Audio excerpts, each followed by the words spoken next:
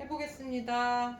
반 바뀌고 나서 첫 수업 1차 부동식의 활용 나가도록 하겠습니다. 개념 1번의 내용에 있는 예시예요.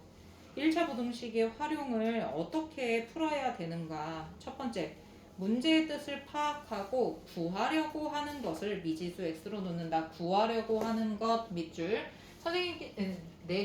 선생님께서가 아니라 내가 구하려고 하는 것, 이거는 문제, 주어진 문제의 마지막 줄을 보면은 힌트가 있어 라고 이야기를 한 적이 있습니다.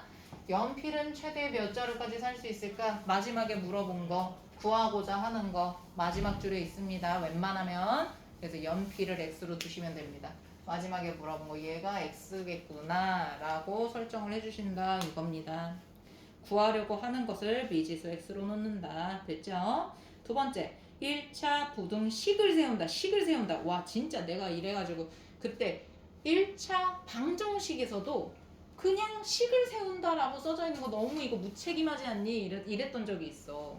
식을 세운다? 처음 이제 막 아장아장 걸음마를 떼신 분들은 이 식을 세우는 게 가장 어렵게 느껴지겠죠? 물론 이제 1학년 1학기 때 잘 보내신 분들은 2학년 1학기 때도 쉽게 식을 세우실 수가 있을 거예요. 그리고 세 번째, 1차 부동식의 풀이를 해야 되는데 풀이를 할 때는 양변에 곱하기 음수를 하거나 나누기 음수를 할 때 부등호의 방향이 바뀐다라는 거 그거 하나만 잘 챙기시고 덧셈 뺄셈 잘 하시고 하시면 되죠.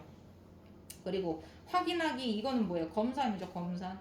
그래서 구한 해가 진짜로 맞는지 x값 자리에다가 넣어서 한 번 더 확인해 보는 거 그겁니다.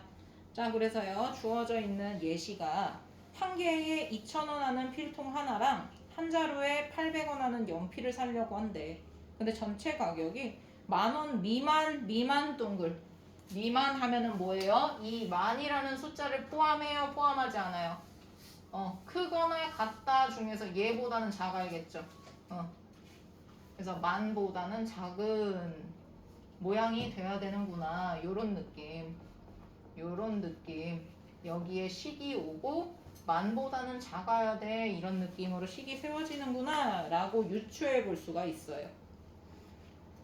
그러면서 이제 마지막에 이 10,000원 미만이 되게 하려면 연필은 최대 몇 자루까지 살 수 있어? 라고 했어. 그래서 연필을 x로 둡니다. 필통 하나는 무조건 산대. 그러면은 2,000원은 더해야겠지? 하나는 무조건 산다니까?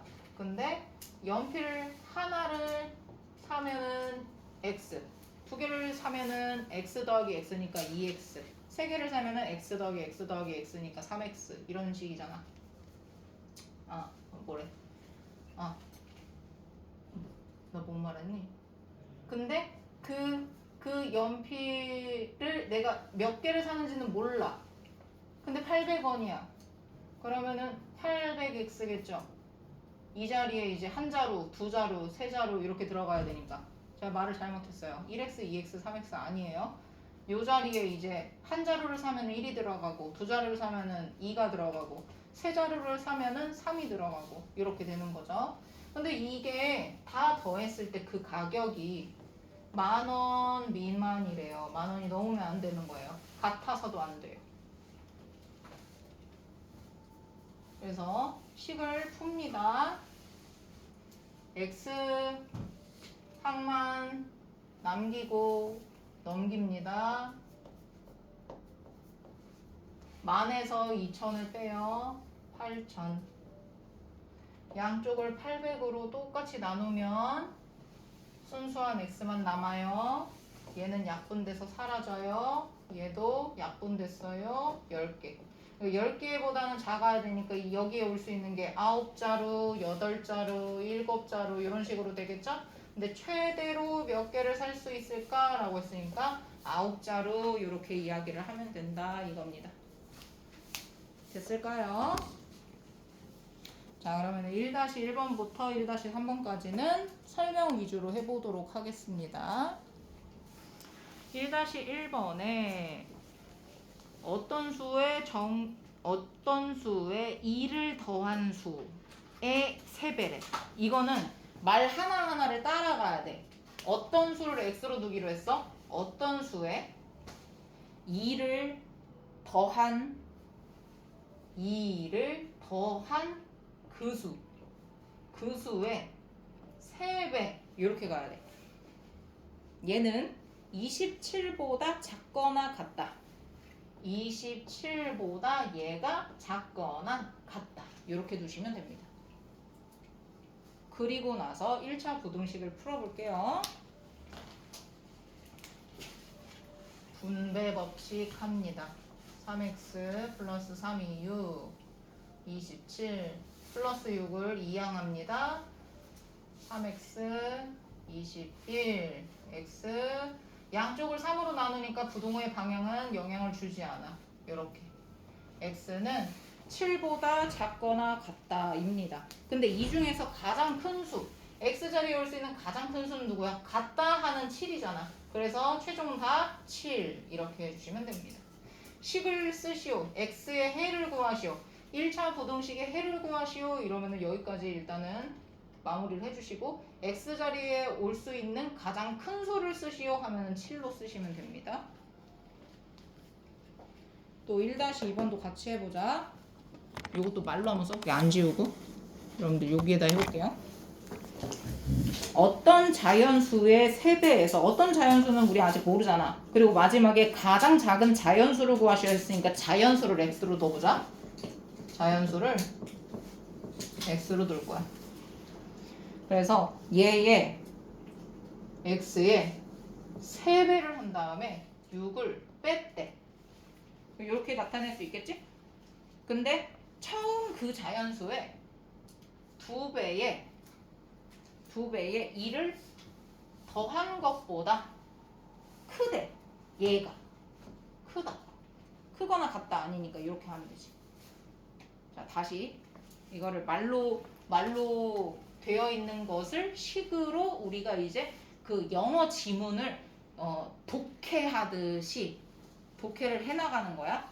어떤 자연수를 구하시오 하고 마지막 줄에 물어봤으니까 자연수를 x로 두어. 그런 다음에 이제 같이 읽는 거야. 어떤 자연수의 3배에서 6을 뺐더니 처음 자연수는 x잖아. 처음 자연수의 2배에 2를 더한 것보다 크다. 괜찮아? 그래서 요거를 잘 계산하면 어떻게 돼요? 계산을 잘 하면은 x는 8보다 크다로 나옵니다. 근데 1을 만족하는 가장 작은 자연수는 여기가 이제 9, 10, 11, 12 이런 식으로 끝도 없이 갈 테니 가장 작은 자연수가 9구나.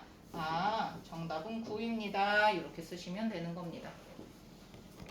또 1-3번. 요게 또 킥이지. 여러분 1-3번 같은 문제가 이제 시험에 나오겠죠. 연속하는 세수 기억나요? 연속하는 세수. 그랬을 때 가운데를 x로 두고 x-1, x 플러스 1 이렇게 뒀던 거 기억나? 연속하는 기억 안 나시면 적어도 이거는 아마 여기 없을 것 같은데 이 문제가 떨렁 이렇게 나왔다는 얘기는 뒤에 다시 반복이 없다는 얘기야. 이거 이미 중학교 1학년 1학기 때 1차 방정식에 활용해서 이미 나왔던 애야. 연속하는 세 짝수나 또는 세 홀수인 거. 이럴 때는 어떻게 하기로 했어? 가운데를 x로 두고 x-2, x 플러스 2로 두면은 좋다고 했지? 그래서 요거 좀 남겨놔요. 중요해요. 요거 계속 나올 거예요. 세수, 세 자연수 이럴 수도 있고.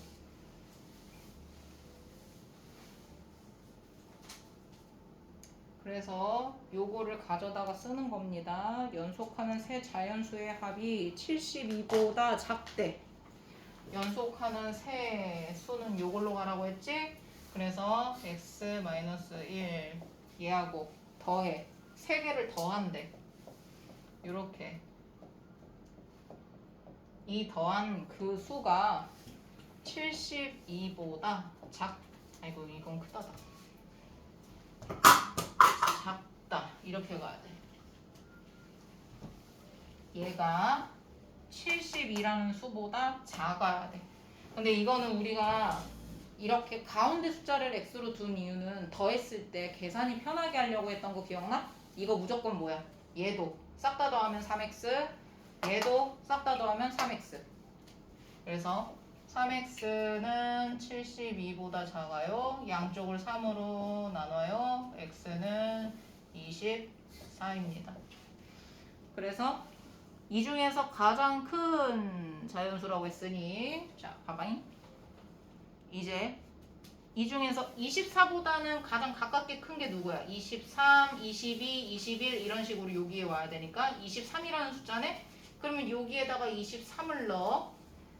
근데 세 가지의 수 중에서 가장 큰 세 자연수라고 했으니까 얘가 23일 테고 얘는 아니 여기다 넣어야지. 23일 테고 하나 큰 24일 테고 얘는 하나 작은 22일 테지.